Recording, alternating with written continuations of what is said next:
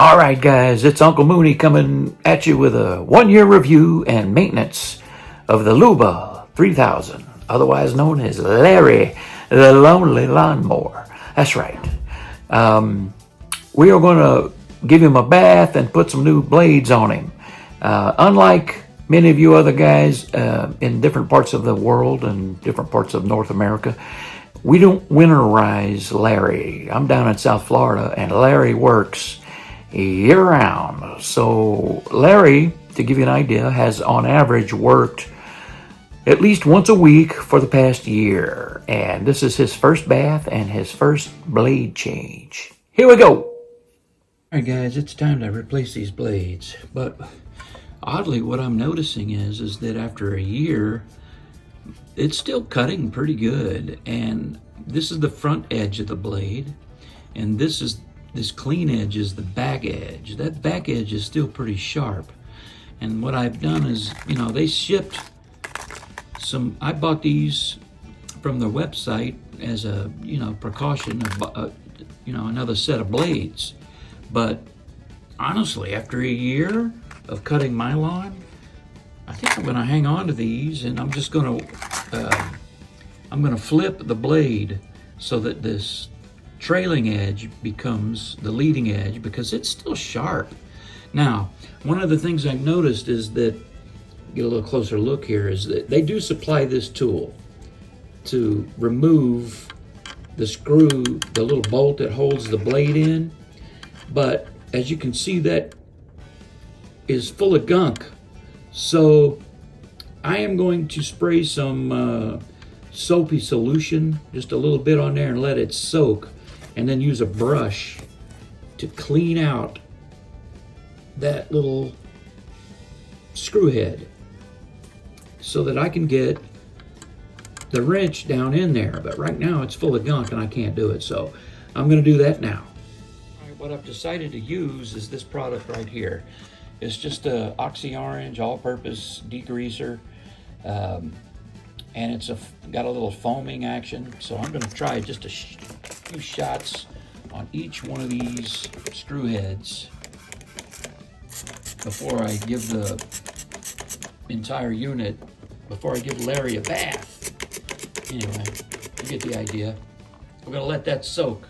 All right, I've let it soak for a little while. Now what I'm going to do is I'm going to take a stiff bristled brush, and I'm just going to go in that screw head there with the really hard bristles of this brush, and I'm going to clean out those screw heads so I can get my wrench in there. Well, it turns out that you're going to need a little bit more elbow grease. So what I've done is I've got this little tiny screwdriver. I'm using it as a pick. Here's a picture of it up here in the corner. And I'm actually having to pick out all the grime and dirt that has built up inside those screw heads. So I'm going to remove those. That way I can get my little wrench down in there and then change the blades. So here's what that looks like.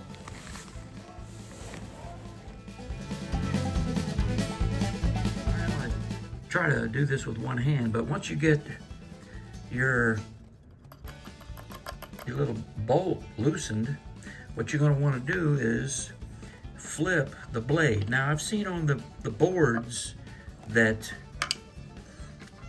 some people are flipping the blades like this, and then some people are flipping the blades like this.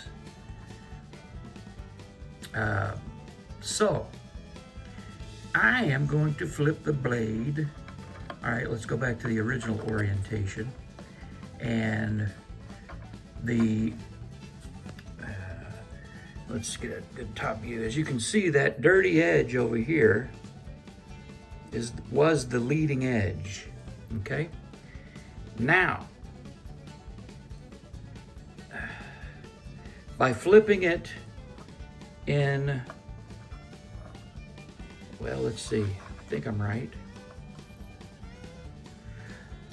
Yeah, the leading edge is the dirty edge, so it's going this way.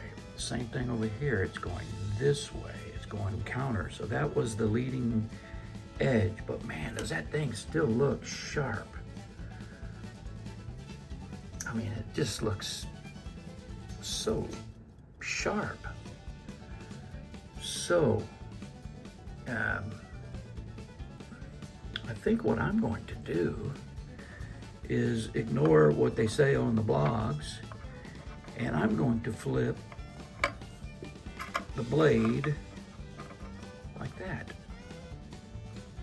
That is now the orientation of all of the blades that I'm going to do. Now I'm going to reset it right in here like this now, and then put them all back together. All right, I think it's worth noting that once you get the screw in out and you take the blade off, it's worth noting that you will see that there is a deposit of grass and dirt and gunk and grime underneath where the blade sits. You should probably clean that. As a matter of fact, I highly recommend cleaning that off, because the blades should, once you reinstall blades, you can see some of these blades over here, they're stuck. They don't move freely, or it takes a little effort to move them. But when you put the blade back on, it should move around like that. It should sling and freely move, and that's tight as tight as it'll go. Now, if yours doesn't do that, then you probably got gunk under it, under the blade, or you've somehow managed to tighten that bolt too tight. Anyway, that's worth noting.